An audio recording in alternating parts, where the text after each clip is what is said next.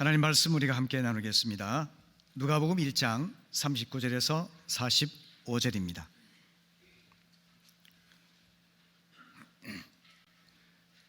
이때 마리아가 일어나 빨리 산골로 가서 유대 한 동네에 이르러 엘리사벳이 마리아가 문안함을 들으매 아이가 복중에서 뛰노는지라 엘리사벳이 성령의 충만함을 받아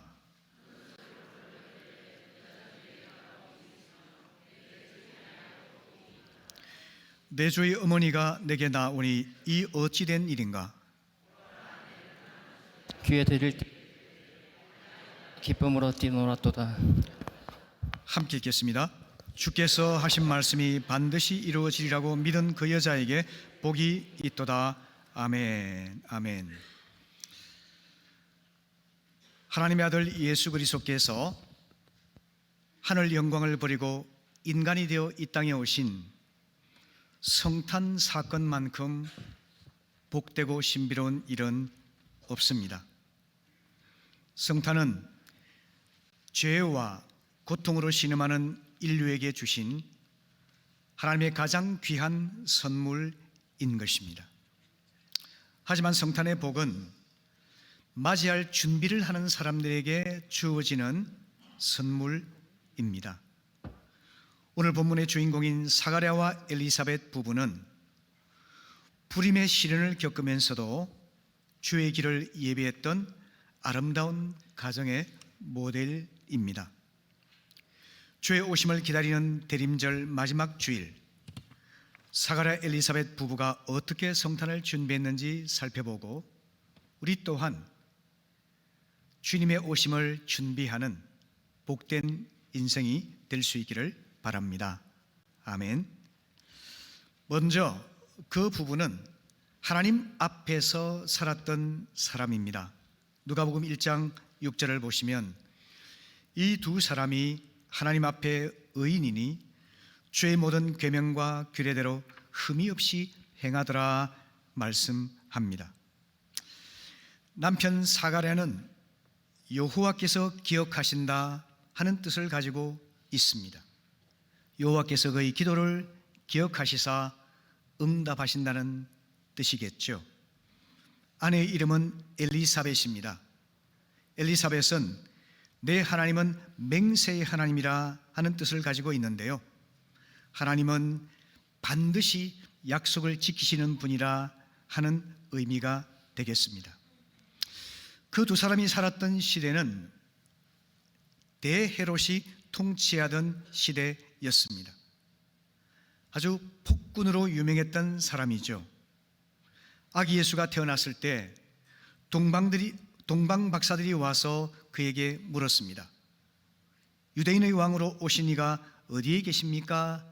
라고 물었을 때 헤롯은 불안과 두려움에 사로잡혀서 그때로부터 2살 이하의 남자아이를 다 살해했습니다.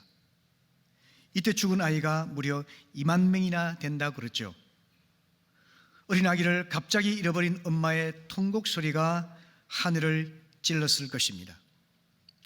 또 헤롯은 백성들에게 가혹한 세금을 부과해서 로마 황제에게 상납하여 그의 정권을 안정적으로 유지하고자 했습니다. 그처럼 그 시대는 캄캄한 어둠이 지배하는 악하고 불의한 시대였던 것입니다. 이런 시대 속에서 사가랴 부부는 어떻게 살았을까요? 그들은 바로 하나님 앞에서 의인으로 살았다고 하는 겁니다.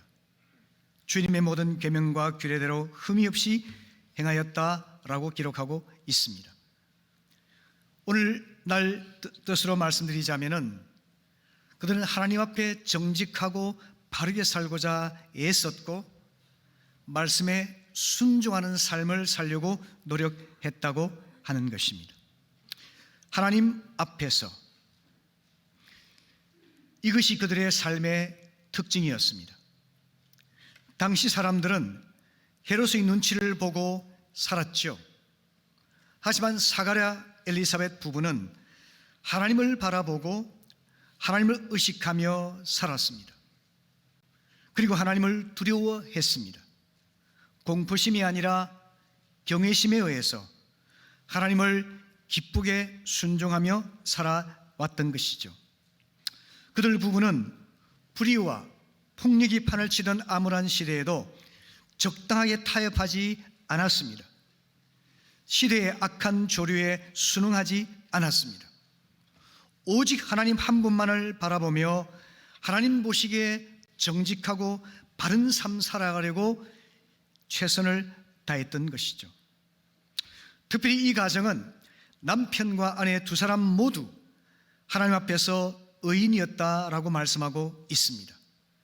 만일 어느 한쪽만 어렵게 살려고 노력한다면 가정 안에서 불화와 갈등이 생길 수 있겠죠. 그래서 고난을 피할 수가 없을 것입니다. 하지만 이 부부는 한 마음 한 뜻이 되어서 하나님 앞에서 의로운 자로 살아가고자 애썼다는 것입니다. 미혼 청년 여러분, 믿음의 가정을 일으키기 위해서 기도하고 선택을 하시기 바랍니다. 이미 가정을 이루신 분들은 믿지 않는 배우자에게 복음을 전하여서 부부가 서로에게 동력자가 되어서 하나님 앞에 의인으로 살아갈 수 있도록 격려하고 도우며 기도할 수 있기를 바랍니다. 이 사가랴 부부와 대조되는 사람이 엘리 제사장이 되겠는데요. 엘리는 철저하게 하나님 앞에서가 아니라 사람 앞에서 살려고 몸부림쳤던 사람입니다. 그의 두 아들이 거룩하신 하나님의 성전에서 여인을 범하는 엄청난 죄를 지었습니다. 하나님께 드려진 거룩한 헌물을 갈취하는 엄청난 탐욕의 죄를 범했습니다. 그럼에도 엘리는 두 아들을 준엄하게 책망하지 않았습니다. 그저 힘없는 목소리로 형식적으로 사무엘상 2장 24절에서 이렇게 말을 하지요. 내 아들아, 그리 말라. 내게 들리는 소문이 좋지 아니하니라. 이렇게 말합니다. 사람들에게서 들리는 소문에 대해서는 민감하게 반응을 했지만 그것이 하나님 앞에서 얼마나 큰 죄인지에 대해서, 얼마나 하나님 무서운 심판이 임할지에 대해서는 경고하지 않았던 것이죠. 엘리는 사람의 눈치를 보고 소문을 의식하며 살았지만 붉고 가든 눈동자로 지키시는 하나님 앞에서 두려움을 갖지를 않았던 것이죠. 자연스럽게 그의 두 아들도 하나님을 두려워하지 아니하고 그리고 아무런 가책도 느끼지 않고 살았던 것이죠. 그 결과가 무엇이었을까요? 우리가 잘 아는 대로 엘리 가문이 비참하게 멸망하고 말았지 않습니까? 아기 예수의 성탄을 맞이하는 사람은 시대의 불의나 죄악과 타협하고 세상 눈치를 보는 사람이 아닙니다. 오직 하나님 보시기에 무엇이 바른 삶인지, 무엇이 하나님을 기쁘시게 하는 삶인지 생각하면서 하나님 앞에서 살아가는 사람입니다.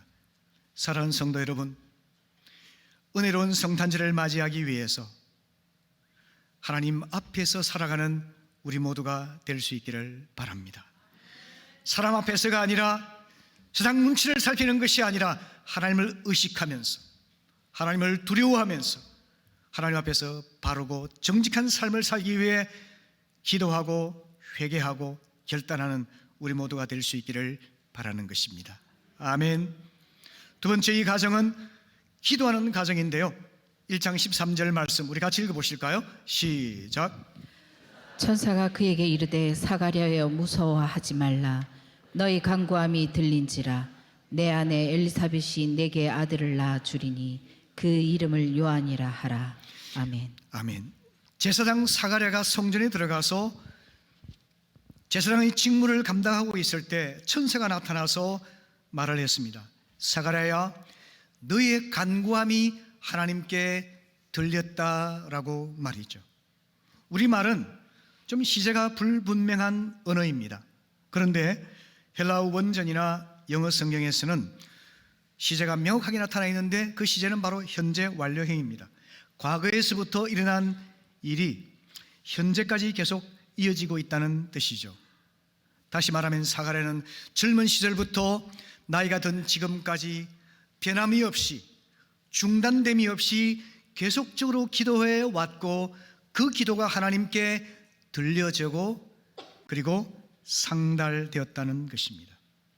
7절 말씀 보게 되면은 엘리사벳이 잉태를 못함으로 그들에게 자식이 없고 두 사람의 나이가 많더라 이야기를 합니다. 아내가 잉태를 못함으로 부부는 오랫동안 불임의 고통을 겪어야만 했습니다. 수십 년 동안 기도해 왔지만 아직까지도 아기를 얻을 가능성이 희박해져 있었습니다.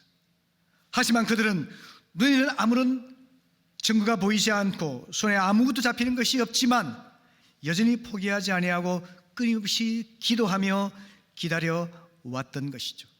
그리고 마침내 하나님께서는 천사를 통해서 말씀하시기를 너희들의 간구가 하나님께 들려졌다라고 응답을 전달합니다.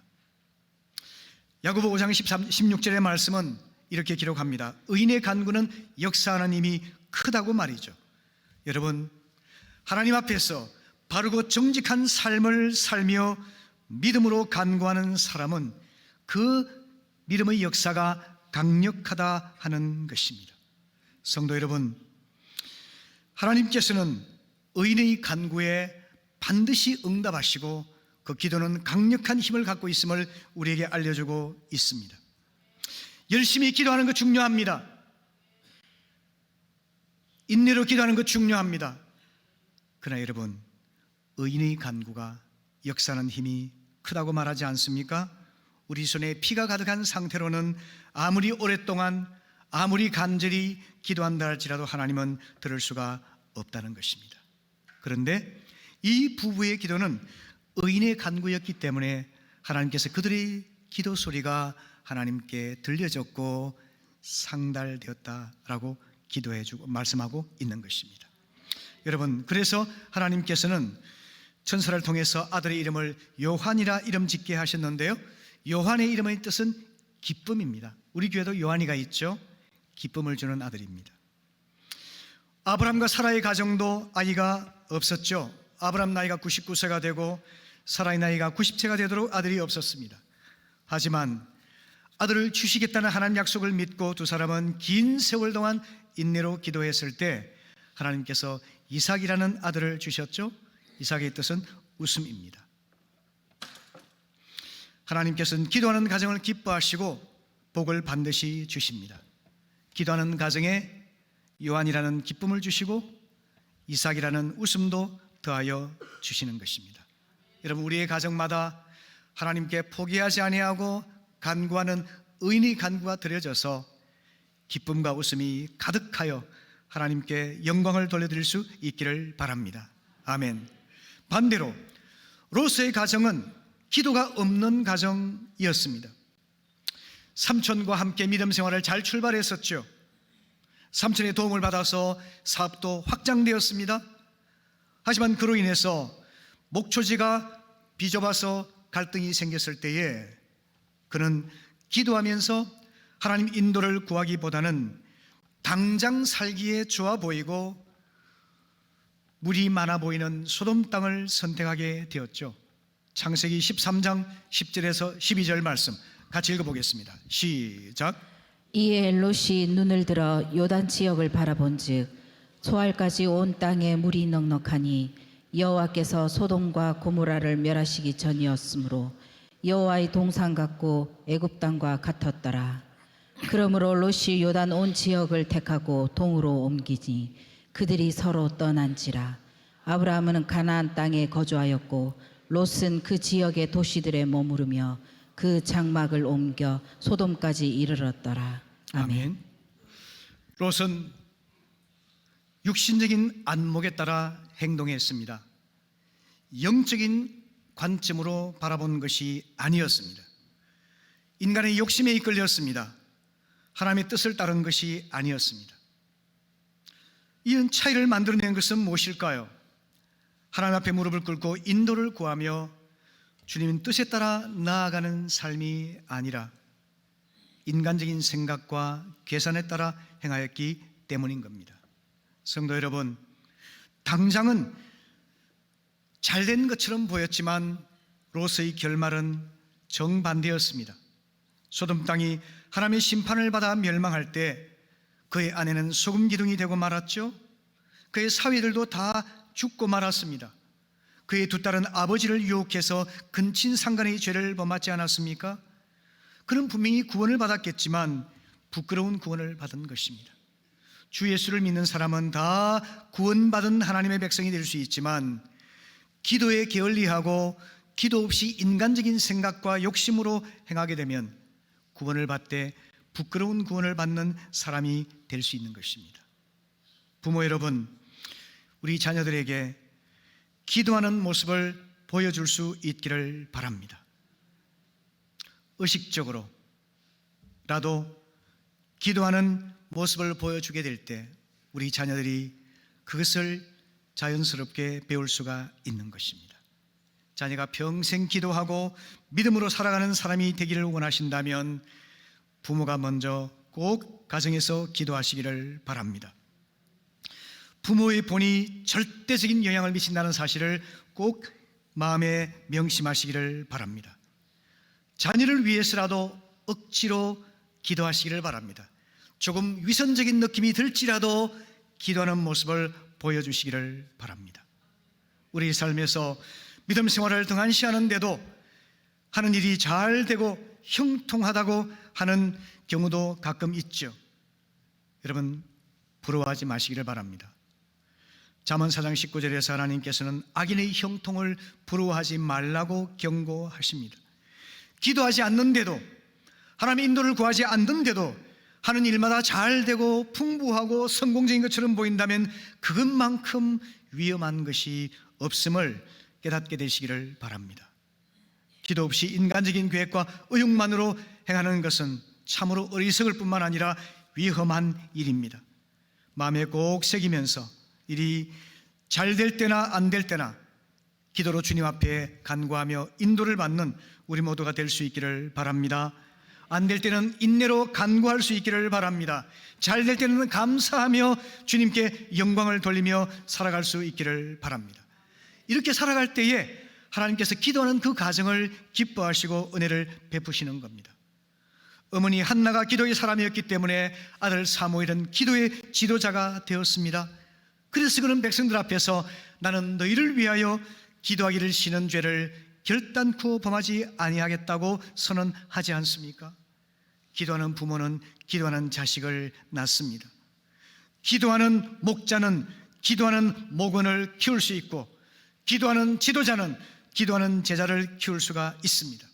사가랴 엘리사벳 부부가 기도하는 부모였기 때문에 그들의 아들 침례 요한도 기도하는 사람이 되었고 기도하면서 하나님의 사명에 순종하는 귀한 일꾼이 될 수가 있었던 것입니다. 여러분, 바라건대 성탄절을 준비하면서 우리 개인적으로 기도하는 사람이 될 뿐만 아니라 우리 가정이 기도하는 가정이 될 수 있도록 결단할 수 있기를 바랍니다. 아멘. 세 번째로 이 가정은 성령 충만한 가정이었습니다. 주 앞에서 바르게 정직하게 살면서 일평생 기도의 호흡을 멈추지 않았던 사가랴는 성령 충만의 은혜를 받아서 구원자 예수가 오실 것을 예언합니다. 1장 67절에 보면은 부친 사가랴가 성령의 충만을 받아서 예언했다고 그러지 않습니까? 그리고 그 내용이 68절 9절에 나옵니다. 같이 읽어보실까요? 시작. 찬송하리로다 주 이스라엘의 하나님이여 그 백성을 돌보사 속량하시며 우리를 위하여 구원의 뿔을 그 종 다윗의 집에 일으키셨으니. 사가랴는 성령 충만해서 하나님의 성령께서 영감을 주시는 대로 예언을 했는데요, 그 내용이 무엇일까요? 하나님께서 이스라엘 백성들의 죄를 사하시고 구원의 뿔이 되신 아기 예수가 오실 것을 예언하게 되었다고 하는 거죠. 그가 알지도 못했고 상상하지 못했던 일이지만 성령 충만하였을 때 하나님께서 그에게 계시의 빛을 비추어 주셨기 때문인 겁니다. 그리고 76절 77절 읽어보실까요? 시작. 이하여 내가 지극히 높으신 이의 선지자라 일컬음을 받고 주 앞에 앞서가서 그 길을 준비하여 주의 백성에게 그 죄 사함으로 말미암는 구원을 알게 하리니 아멘. 뒤에서 이 사가랴는 성령의 영감을 받아서 이렇게 말합니다. 자기의 자녀인 이 요한이 성장하여서 지극히 높으신 주 예수의 앞서가서 광야에 외치는 자의 소리가 되어서 주의 오실 길을 예비하는 사명을 감당하게 할 것이라는 겁니다. 그가 알지 못했고 상상하지 못했던 일이지만 성령 충만했을 때 하나님이 그런 계시의 빛을 비추어 주신 것입니다. 여러분, 우리가 성령 충만하면은 하나님의 은혜를 경험하게 되고 주의 오심을 예비하는 귀한 일꾼으로 쓰임받을 수가 있습니다. 우리 모두 사가랴처럼 성령 충만 받기를 사모하고 날마다 성령 충만하여 살아갈 수 있기를 바랍니다. 아멘. 그리고 아내 엘리사벳을 보십시오. 엘리사벳 또한 성령 충만해서 위기에 처한 마리아를 격려하고 도와주는 것을 보게 됩니다. 41절부터 45절까지 같이 읽어볼까요? 시작. 엘리사벳이 마리아가 문안함을 들으매 들으매 아이가 복중에서 뛰노는지라. 엘리사벳이 성령의 충만함을 받아 큰 소리로 불러 이르되 여자 중에 내가 복이 있으며 내 태중의 아이도 복이 있도다. 내 주의 어머니가 내게 나아오니 이 어찌된 일인가. 보라, 내 문안하는 소리가 내 귀에 들릴 때에 아이가 내 복중에서 기쁨으로 뛰노라노라. 주께서 하신 말씀이 반드시 이루어지리라고 믿은 그 여자에게 복이 있도다. 아멘. 엘리사벳은 마리아보다 6개월 먼저 요한을 잉태하였었죠. 그리고 그녀는 성령 충만해서 자기를 방문한 마리아를 보고 이제 축복의 말을 합니다. 그 내용이 뭐냐면 내 주의 어머니가 내게 오신 일이 어찌된 일인가 이렇게 말합니다. 어떻게 그런 말을 할 수가 있을까요? 내가 섬기고 경배할 내 주님을 잉태한 어머니가 왔다는 겁니다. 어떻게 그녀가 알 수 있을까요? 성령 충만할 때 하나님께서 계시의 빛을 비추시니까 그녀가 그것을 깨닫게 되었고 그렇게 고백을 하는 것이죠. 그리고 주께서 하신 말씀이 반드시 이루어지리라 믿은 그 여자에게 복이 있도다 라고 하는 말은 무슨 의미일까요? 당시 사회에서 혼인하지 않은 여성이 임신했다는 것은 간음죄로 인정되어서 돌에 맞아서 처형당할 수밖에 없는 무서운 죄였습니다. 마리아는 지금 그것을 각오하고 주님 말씀에 순종하려고 하는 거죠. 여러분, 이럴 때 그녀를 향해서 담대하게 격려를 해주고 있는 것입니다.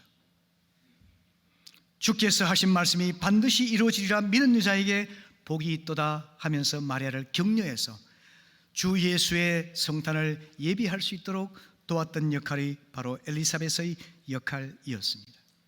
세상 풍습에 의존하지 아니하고 인간의 상식에 따라 행하는 것이 아니라 성령의 감동을 따라서 믿음으로 행하면서 위기에 처한 마리아를 격려해주는 예언자적인 역할을 해주고 있는 것입니다. 그것은 그녀가 성령으로 충만하였기 때문에 가능한 일인 것입니다. 그리고 마지막으로 그들의 아들 침례 요한은 어땠을까요? 요한은 경건과 능력으로 주님의 길을 예비하였었는데요, 이 요한은 정말 특별하게 모태로부터 성령 충만을 받았다라고 말씀하고 있습니다. 15절과 16절 같이 읽어볼까요? 시작.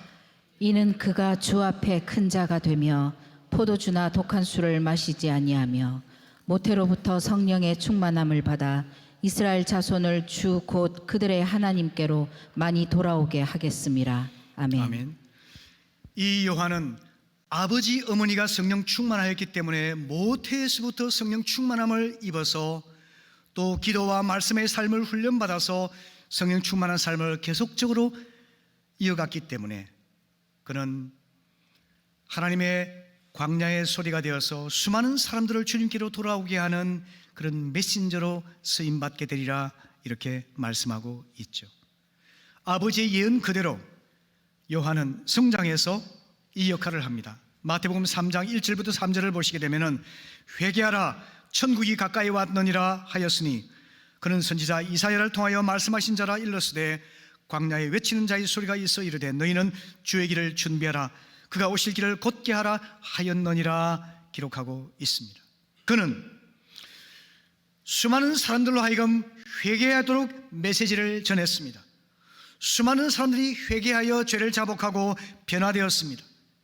그래서 많은 사람들은 바로 이 요한이야말로 우리가 고대하던 그 메시아가 아닌가라고 생각을 하게 되었습니다. 인기 절정의 순간이었죠. 그때 요한은 뭐라고 말합니까? 요한복음 3장 29절 30절 읽어보겠습니다. 시작. 신부를 취하는 자는 신랑이나 서서 신랑의 음성을 듣는 친구가 크게 기뻐하나니 나는 이러한 기쁨으로 충만하였노라. 그는 흥하여야 하겠고 나는 쇠하여야 하리라 하니라. 아멘. 인기 절정의 순간에 수많은 사람들이 그를 메시아로 추앙하려고 하는 그 영화로운 순간에 그는 이렇게 말을 하고 있습니다.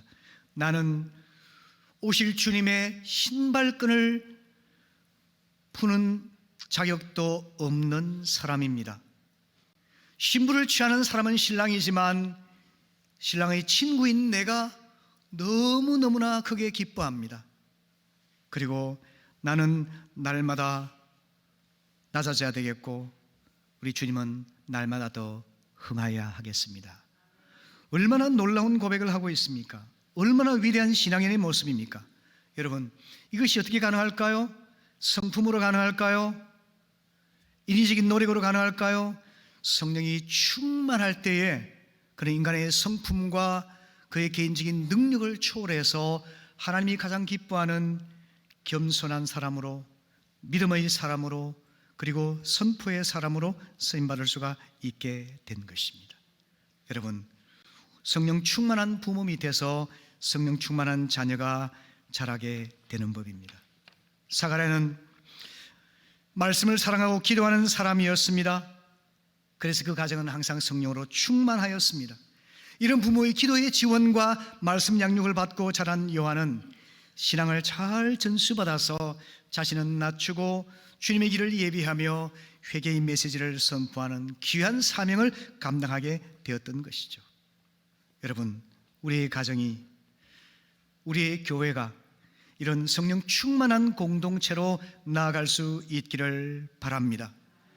이 악하고 음란하고 부패한 세상 속에서 우리가 그렇게 분별되어서 하나님의 능력으로 세상을 치유하고 회복시키기 위해서는 오직 위로부터 오시는 성령의 충만함을 받는 것만 다른 길이 없는 줄로 믿습니다.